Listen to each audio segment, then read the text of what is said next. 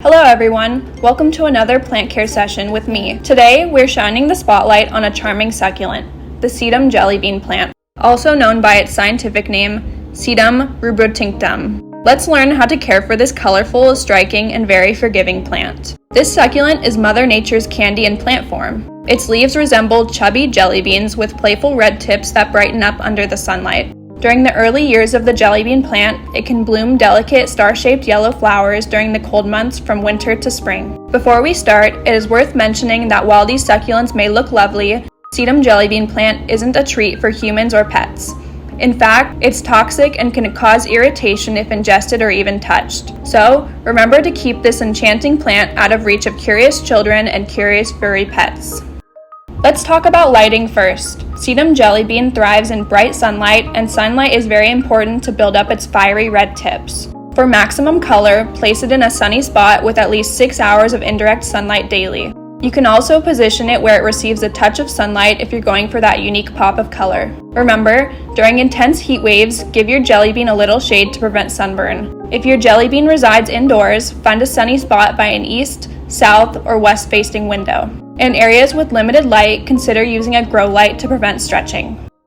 When it comes to watering, the frequency depends on your climate. In summer, water deeply every 7 to 10 days, possibly more during heat waves. In milder seasons like spring and fall, cut back to every 10 to 14 days.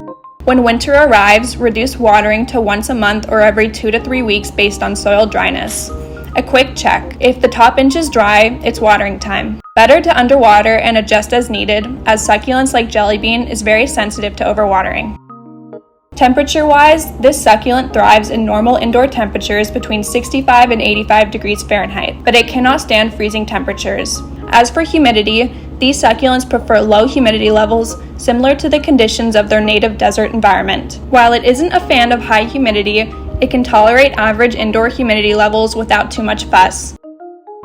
In terms of soil, like most other succulents, your Sedum Jelly Bean prefers soil that's on the sandy side, allowing excess water to flow through easily. A mix of cactus or succulent soil with perlite or sand will do the trick. Do not use rich soil that retains moisture, as it can lead to root rot. As a succulent, jelly bean do not need regular fertilization. However, you can give your plant a little bit of diluted liquid houseplant fertilizer once per month during the growing season in summer and spring. Potting and repotting. First things first, excellent drainage is the most important thing when it comes to potting your jelly bean plants. Opt for well-draining soil and a pot crafted from porous materials like concrete, ceramic, or terracotta. And don't forget the essential detail. Ensure the pot has at least one drainage hole to prevent waterlogging. Jelly bean does not demand frequent repotting. Every 2 to 3 years, consider transitioning your plant to a slightly larger pot. The next tip is for pruning and propagation. Jelly bean does not need regular pruning, but removing dead and damaged leaves promotes healthy growth. You can also trim elongated stems to promote compactness. Cut above a leaf node for fresh growth and a healthier appearance. After enjoying the starry blooms, you should also snip faded flowers to redirect energy to new growth and a thriving plant. Baby toes can be propagated with stem or leaf cuttings. Stem cutting propagation is the easiest way to make baby jelly bean. You can follow these simple steps. Begin by snipping a trailing or long stem with clean, sharp scissors. You can even choose stems that already have roots. Allow the stem to callus for a day or two. Insert the stem cuttings into well-draining potting mix. Place them in a bright area, avoiding direct sunlight. Keep the soil slightly misted every few days or when it feels dry to the touch. Once roots form in a few weeks, reduce watering to about once a week. Leaf propagation is very similar to these steps. Keep in mind that the leaf needs to be whole from the tip to the end for propagation to work, and make sure to use a plump, healthy-looking one to get a higher chance of success.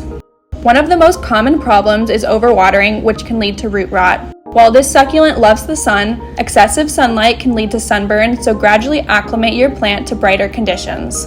Don't forget to keep an eye out for pests and treat them promptly with neem oil or insecticidal soap.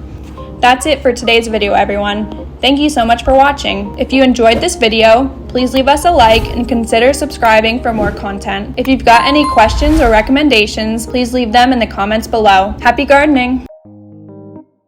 For more, you can find us at succulentsbox.com or on YouTube, TikTok, Facebook, Instagram, and Pinterest.